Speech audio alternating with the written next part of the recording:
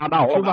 तुम्हें जो कुछ हासिल करना है नबी की बारगाह में आना होगा। तुम्हें अगर आखिरत लेनी है तो नबी की चौखट पर आओ तब पाओगे। तुम्हें वकार लेना है तो नबी की बारगाह में आओ तब पाओगे। तुम्हें बख्शिश का परवाना लेना है तो मुस्तफा की चौखट की हाजिरी दो तब तुम्हें मिलेगा। तुम्हारा रब इरशाद फरमाता है बलो अन्नहुम इज़्ज़लमू अनफुसहुम जाऊका। नबी करीम ही की चौखट है जो तुम खुदा की अता हासिल कर सकते हो। आका करीम सल्लल्लाहु तआला अलैहि वसल्लम से हजरत जिब्रील ने ये बनवा लिया था, मेरे आका ने कबूल फरमा लिया। अब कयामत के मैदान में जब सरकार पुल सिरात के किनारे तशरीफ फरमा हो रहे हैं, इरशाद हो रहा है जिब्रील को इत्तला दो मेरी उम्मत गुजर रही है। इसीलिए तो आला हजरत अजीमुल बरकत फरमाते हैं कि अहले सिरात रूहे अमी को खबर करें।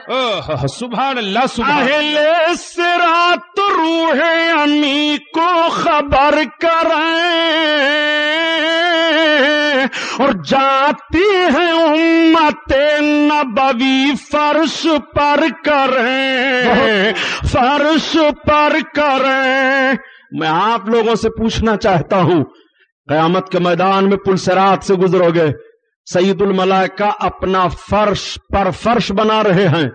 जरा अपने कदम का जायजा लीजिए और गुनाहों से तौबा कीजिए। आपको कितना वकार मिला है, आका के सदका में उम्मत गुजर रही है। मेरे सरकार का करीमाना हाल जरा मुराहिब मुलाहजा फरमाइए।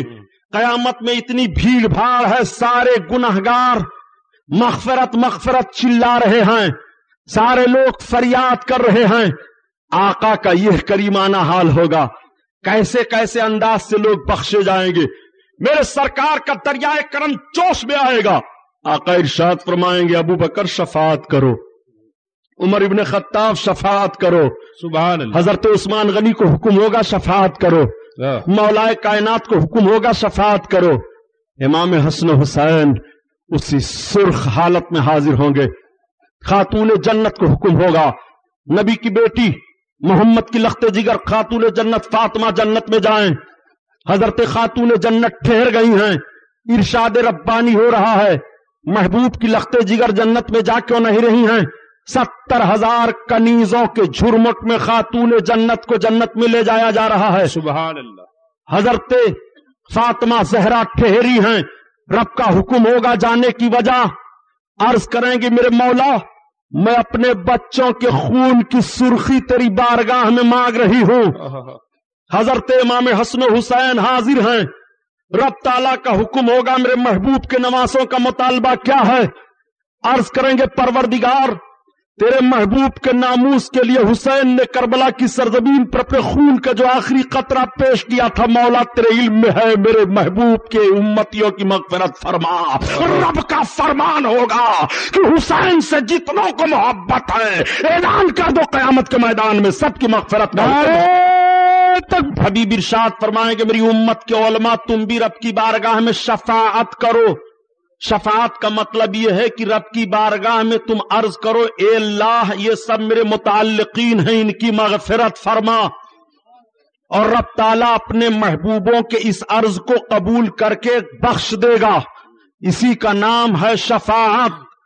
आका करीम सल्लल्लाहु अलैहि वसल्लम का हुक्म होगा मेरी उम्मत के हाजियों तुम शफाअत करो।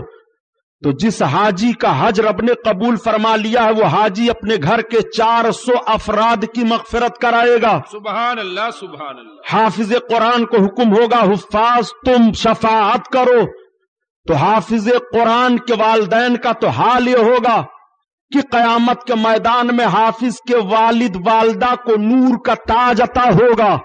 वो नूर का ताज पहन करके जब कयामत के मैदान में चलेंगे तो लोग पूछेंगे ये कौन लोग हैं, तो ऐलान करेगा मुनादी ये वो लोग हैं जिन्होंने अपने बच्चों को कुरान हिफ्ज करवाया था। ये उनके माँ बाप हैं जिनको ये इनाम रब की तरफ से हासिल हुआ है। वो जन्नत की तरफ जा रहे हैं नूर का ताज ओढ़े, वो जन्नत की तरफ चले जाएंगे। लोग रश्क करेंगे हाय काश ہم بھی اپنے بچوں کو حافظ قرآن بنائے ہوتے.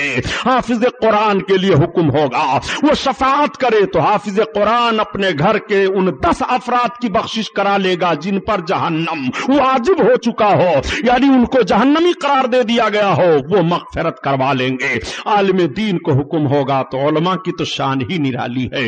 اللہ اللہ، علماء اور شہید کے خون کا اور علماء کی سیاہی کا مقابلہ ہوگا. جب علماء کی سیاہی قلم کی اور خون وزن کیا جائے گا شہیدوں کا، تو شہیدوں کے خون پر عالموں کے قلم کی سیاہی غالب ہو جائے گی. اللہ اللہ حکم دے گا رب تعالیٰ یہ شفاعت کریں تو علماء تو یہ بے شمار لوگوں کو شفاعت کریں گے جن کی گنتی ہی نہیں ہے. آقا کریم صلی اللہ تعالیٰ علیہ وسلم کا حکم ہوگا. میرے سرکار صلی اللہ علیہ وسلم نے اذن عام فرما دیا، آپ سب شفاعت کر رہے ہیں. غوث اعظم شفاعت کر رہے ہیں، خواجہ غریب نواز شفاعت کر رہے ہیں، امام اعظم شفاعت کر رہے ہیں، امام شافعی شفاعت کر رہے ہیں، امام حنبل شفاعت کر رہے ہیں، امام مالک شفاعت کر رہے ہیں. حنفیوں کی بخشش ہو رہی ہے، شافعیوں کی بخشش ہو رہی ہے، مالکیوں اور حنبلیوں کی بخشش ہو رہی ہے. قادری بخشے جا رہے ہیں، چشتی بخشے جا رہے ہیں، سہروردی بخشے جا رہے ہیں. یہ سارے سلسلے کے لوگ بخشے جا رہے ہیں، ان کی مغفرت ہو رہی ہے. اللہ اللہ، آقا کریم صلی اللہ علیہ وسلم نے اعلان کر دیا ایسے ایسے لوگ اب جنت میں جا رہے ہیں. ذرا اپنے آقا کی عظمت ملاحظہ فرما لو.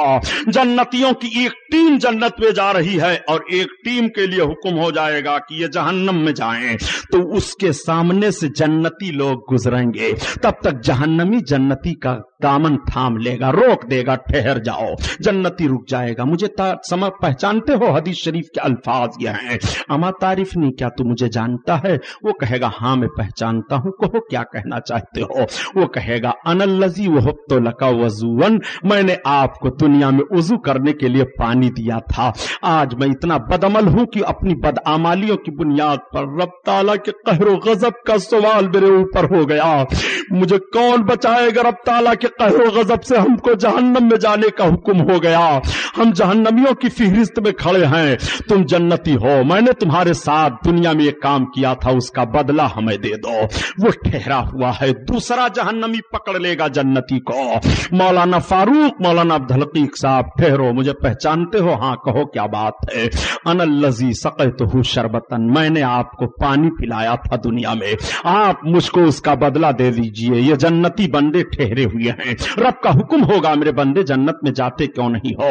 وہ بندے عرض کریں گے پروردگار یہ تیرے بندے ہیں، انہوں نے دنیا میں مجھے وضو کرنے کے لیے پانی دیا تھا، یا اللہ انہوں نے دنیا میں مجھ کو پانی پلایا تھا، یہ مجھ سے بدلہ مانگ رہے ہیں. خدا کی قسم قربان جاؤ نبی رحمت پر، میرے آقا ارشاد فرماتے ہیں جس کا مفہوم عرض کر رہا ہوں، اے میرے بندو جنتیوں، تم ان سب کا ہاتھ پکڑ لو، جنت میں لے کر چلے جاؤ. سبحان اللہ سبحان اللہ. یہ کرم دیکھو.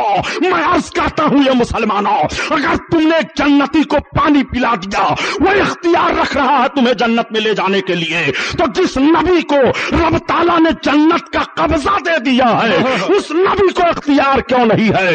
اسی لیے تو بریلی کا تاجدار بول پڑا کہ تجھ سے اور جنت سے کیا مطلب، وہاں بھی دور ہو.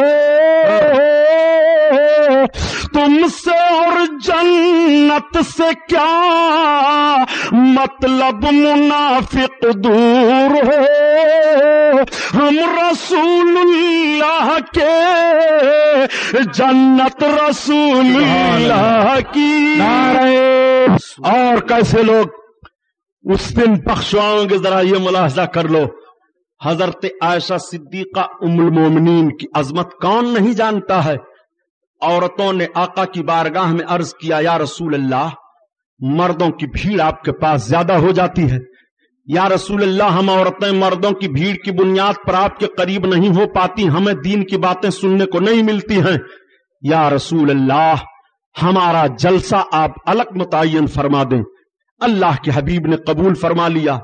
عورتوں کا جلسہ ہوا، سرکار تشریف لے گئے، میرے آقا خطبہ دینے لگے. آقا ارشاد فرماتے ہیں کہ جس عورت کے بچے مر گئے ہوں، کچے بچے، وہ قیامت میں اپنے ماں باپ کی شفاعت کر کے جنت دلائیں گے. وہ بچہ رب کی بارگاہ میں اپنے ماں باپ کی بخشش کے لیے جھگڑے گا. علماء فرماتے ہیں جھگڑنے کا مطلب وہ مچلے گا، وہ عرض کرے گا میرے مولا میرے باپ کو بخش، میری ماں کو بخش، تب میں جنت میں جاؤں گا، سبحان اللہ، اور وہ مچل مچل کر عرض کرے گا۔ رب تعالیٰ اس بچے کے مچلنے کو قبول فرمائے گا، اس کے والدین کی بخشش فرما دے گا۔ سبحان اللہ، حضرت ام المومنین عائشہ صدیقہ عرض کرتے ہیں یا رسول اللہ، اور جس کا ایک بچہ مرا ہو، آقا فرماتے ہو ایک بچہ اپنے ماں باپ کی بخشش کرائے گا، تب تک وہی حضرت ام المومنین عرض کرتی ہے یا رسول اللہ، اور جس عورت کے کوئی بچہ ہی نہ ہو، آقا فرماتے ہیں اس کی بخشش میں کراؤں گا۔ سبحان اللہ، سبحان اللہ، سلام اس پر کہ جس نے فضل کے موتی بکھیرے ہیں، سبحان اللہ، سلام اس پر کہ جس نے فضل کے موتی بکھیرے ہیں، اور سلام اس پر کہ جس نے کہہ دیا سب میرے ہی میرے ہیں۔ اور کون بخشوائے گا، ذرا اس کو بھی سنو۔ قرآن کی تلاوت کیا کرو، مسجدوں میں جایا کرو، مسجدیں تعمیر ہوں تو اپنے حسب وسعت حصہ لیا کرو۔ آج تو مسجدوں کو شہید کرنے اور گرانے کا پلان بنایا جا رہا ہے۔ بابری مسجد کو فسطائی طاقتوں نے اپنے بلبوتے پر شہید کیا، بت خانے میں تبدیل کیا، حالانکہ انہیں معلوم ہے کہ اسلامی نقطۂ نظر سے مسجد خالصہ زمین پر تعمیر کی جاتی ہے۔ اگر مسجد کی زمین کسی کی ملکیت ہے اور وہ نہیں دے رہا ہے تو آپ زبردستی کر کے اس پر وہ تعمیر مسجد کی نہیں کر سکتے۔ خالصہ زمین پر ہماری مسجد کی تعمیر ہوئی، مگر ایسی تاریخ گڑھی گئی جس تاریخ نے ہندوستان میں انصاف و دیانت کا جنازہ نکالا، مسلمان اور غیر مسلم کو ایک ایسے انداز سے لڑایا کہ جس میں عبادت گاہ زد میں آئی اور عبادت گاہ کا چہرہ مسخ کیا گیا، عبادت گاہ کی اینٹ سے اینٹ بجا دی گئی۔ عبادت گاہ گرانے والوں کو فردن فردن جو سزائیں رب کی طرف سے ملی وہ سزائیں میں نہیں بیان کر رہا ہوں، لیکن ایک بات تو میں ضرور عرض کرنے کا حق رکھتا ہوں کہ تالا کھلوایا تھا جس نے، اس کا بھی نام و نشان مٹا، شہید کروایا جس نے، سیاست کا جنازہ اس کا بھی نکلا، دلی سے لے کر کے یو پی حکومت تک ان سب کے سیاست کے جنازے نکل گئے جنہوں نے بابری مسجد کے آڑ میں اپنی سیاست کو چمکانا چاہا تھا۔ انہیں نہیں معلوم ہے کہ جس رب نے قرآن نازل فرمایا ہے، قرآن میں رب کا حکم ہے کہ جو مسجدوں کو خراب کرنے کی کوشش کرتے ہیں وہ صافی خرابہا، جس نے مسجد کو خراب کرنے کی کوشش کی، ویران کرنے کی کوشش کی، لہو فی الدنیا خزی وفی الآخرۃ عذاب عظیم، اس کے لیے دنیا میں رسوائی ہے اور آخرت میں دردناک عذاب ہے۔ وہ ساری سیاسی پارٹیاں رسوائی کی سیاہی اپنے چہروں پر لگا کر کے بھارت میں گھوم رہی ہیں، ان کا منہ کوئی دیکھنے کے لیے تیار نہیں ہے، اور آخرت میں ان کے لیے عذاب تو باقی ہی باقی ہے۔ یہ جملہ میں ترشی کی بنیاد پر نہیں کہہ رہا ہوں، بلکہ مسلمانوں کو تکلیف دی جا رہی ہے ان کی عبادت گاہیں گرا کر کے۔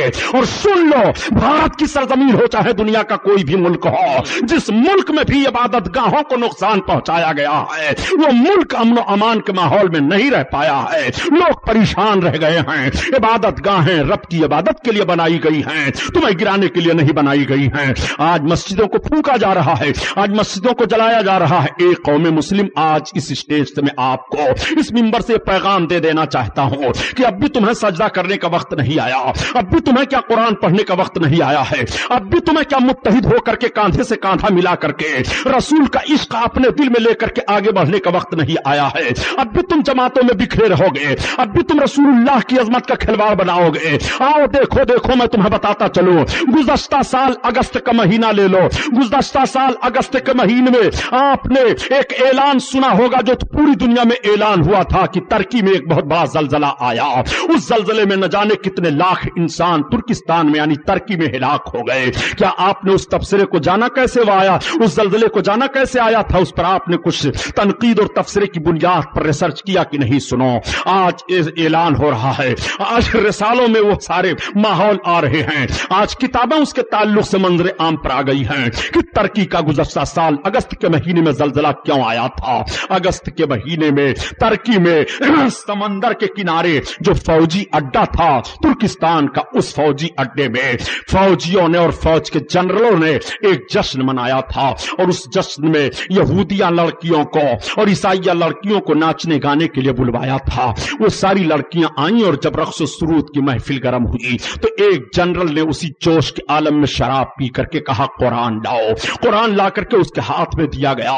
اس نے کہا پڑھ کر کے سناؤ. جب کسی نے پڑھنا شروع کیا تو اس نے کہا قرآن کا معنی تو سمجھ میں نہیں آ رہا ہے, ایسی محفل میں قرآن پڑھا جا رہا ہے. قرآن کا نازل کرنے والا خدا کہاں ہے؟ اس کا فرمان ہے کہ ہم نے قرآن کو نازل کیا ہے اور قرآن کی حفاظت کرنے والے ہم ہی ہیں, اور ایسی محفل میں ہم نے قرآن کو لے لیا مگر قرآن نازل کرنے والا خدا کہاں ہے؟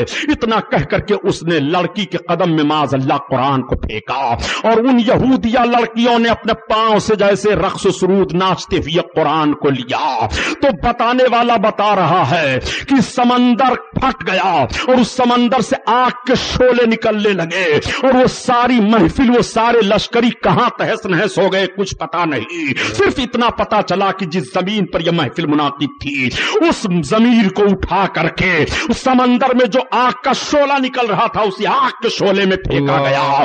دور سے لوگ دیکھ رہے تھے اور پھر زلزلہ ایسا محسوس ہوا اس طرح سے آیا کہ سارے کے سارے لوگ وہاں کے ہلاک ہو گئے. سارا ترکی حکومت کا عملہ لگ گیا مگر آج تک پتا نہیں چل رہا ہے کہ وہ سب کہاں گئے, کس کھیت کے وہ مولی تھے اور کہاں ان کو چرچگ لیا گیا.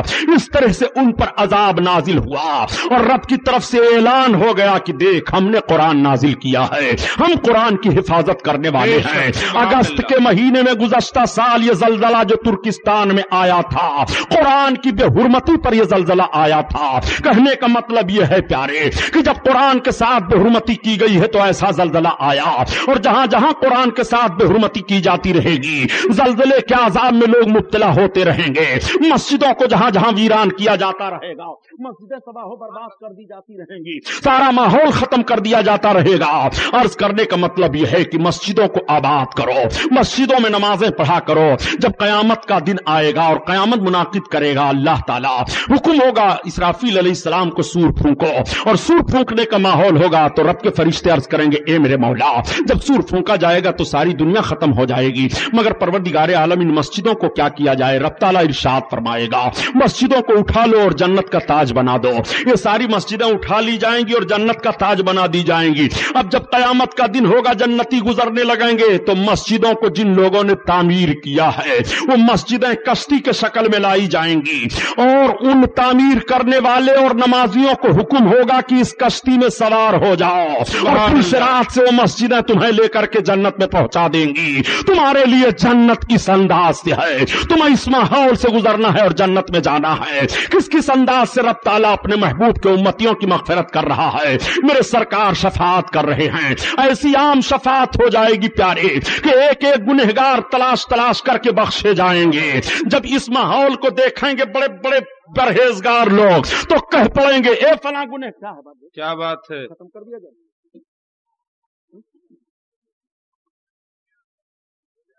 سنیے, میں انتظامیہ کی ہے اور پیغمبر کی عظمت کو روکنا نہیں چاہیے. بس تھوڑا سا وقت میں لے رہا ہوں, درود پاک پڑھیے. اللہم صلی علی سیدنا مولانا محمد معدن الجود والکرم وعلی آلہ وبارک وسلم. صلاۃ و سلام علیک یا رسول اللہ صلی اللہ تعالیٰ علیہ وسلم. اللہ کے حبیب صلی اللہ تعالیٰ علیہ وسلم کی عظمت ملاحظہ کر لو. جب میرے سرکار کی اس عظمت کو دیکھیں گے تو پرہیزگار گنہگار سے بول پڑیں گے اے فلاں گنہگار تو تھوڑا سا گناہ ہم کو دے دے اور ہماری نیکی لے لے. تو وہ گنہگار چونک پڑے گا کہ ارے ایسا معاملہ کیا ہے, ابھی تو کوئی منہ ملانے کے لیے تیار نہیں تھا اور تم اپنی نیکیاں ہمیں دے رہے ہو, ہم سے ہمارا گناہ مانگ رہے ہو. اللہ اللہ معاملہ کیا ہے؟ تب تک بول پڑے گے پرہیزگار کیا تم نہیں دیکھ رہے ہو کہ آقا کریم کی کریمانہ شان کیا ہے؟ میرے سرکار گنہگاروں کی شفاعت کر کر کے جنت دلا رہے ہیں, ہمیں بھی تھوڑا سا گناہ دے دے تاکہ ہم سرکار کی شفاعت سے جنت میں چلے جائیں. اللہ اکبر. اعلیٰ حضرت عظیم البرکت اسی لیے فرماتے ہیں کہ کیا ہی ذوق فوزا شفاعت ہے تمہاری واہ واہ،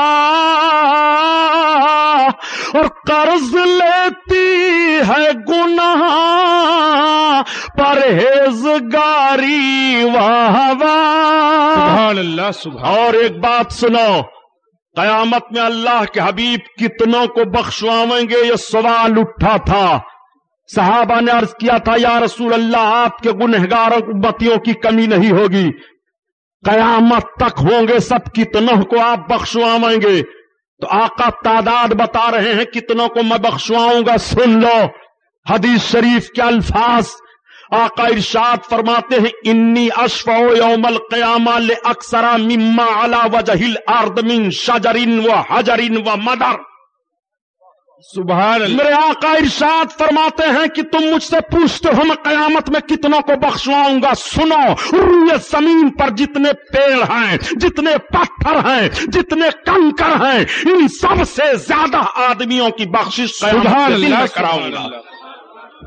سبحان اللہ۔ پوری دنیا کا کمپیوٹر لگا دو کہ مہاراشٹرا میں کتنے پتھر ہیں کیا شمار کر پاویں گے؟ کتنے پیڑ ہیں کیا گن پاویں گے؟ کتنے کنکر ہیں کیا گن پاویں گے؟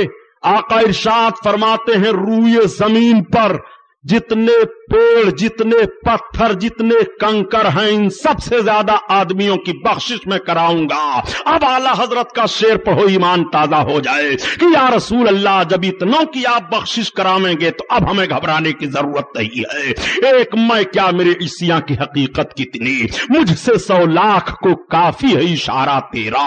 نبی کا یہ رحم و کرم بھی آپ دیکھتے چلو، اور میرے آقا ہی ارشاد فرماتے ہیں اے میرے امتیوں یہ میری شان تو ہے مگر سنو سنو، نماز نہ چھوٹنے پائے، اگر تم نماز چھوڑو گے تو سزا کے بہت زبردست مستحق ہوگے۔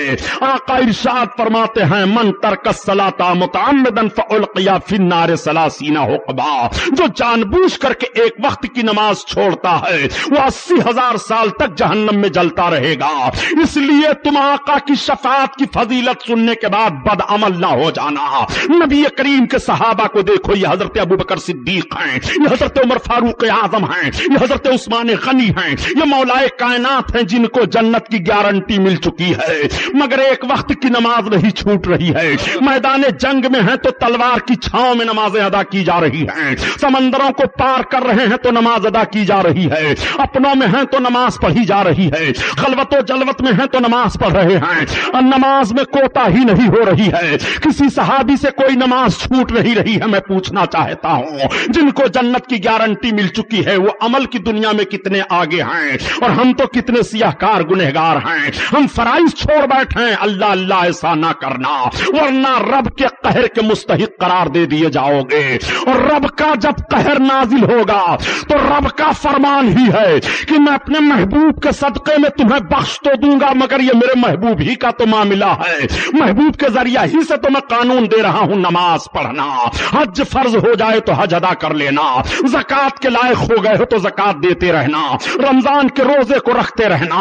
آقا کریم نے ارشاد فرمایا جو ان چیزوں پر عمل پیرا ہو اس کے بخشوانے کی ہماری ذمہ داری ہے، اس کو جنت دلانے کی ہماری گارنٹی ہے۔ میرے سرکار سارے لوگوں کی بخشش کرا دیں گے اور سارے لوگوں کی مغفرت ہو جائے گی۔ اللہ کے حبیب فرماتے ہیں کہ جب ہمارے سارے امتی جنت میں چلے جائیں گے تو رب تعالیٰ کا منادی ندا دے گا قیامت میں، رب تعالیٰ کی طرف سے آردیتا یا محمد، اے محمد۔ میرے آقا ارشاد فرماتے ہیں کہ میرا رب مجھے ندا دے گا حتی ینادینی ربی آردیتا یا محمد، میرا رب مجھے پکارے گا اے محمد راضی ہو گئے ہو؟ فاقولو ایو ربی ردیتو، تو میں عرض کروں گا ہاں میرے پروردگار میں راضی ہو گیا۔ تو صحابہ نے عرض کیا یا رسول اللہ آپ راضی کب ہوں گے؟ آقا ارشاد فرماتے ہیں جب تک میں اپنے ایک ایک امتی کو بخشوا نہیں لوں گا تب تک میں راضی نہیں ہوں گا۔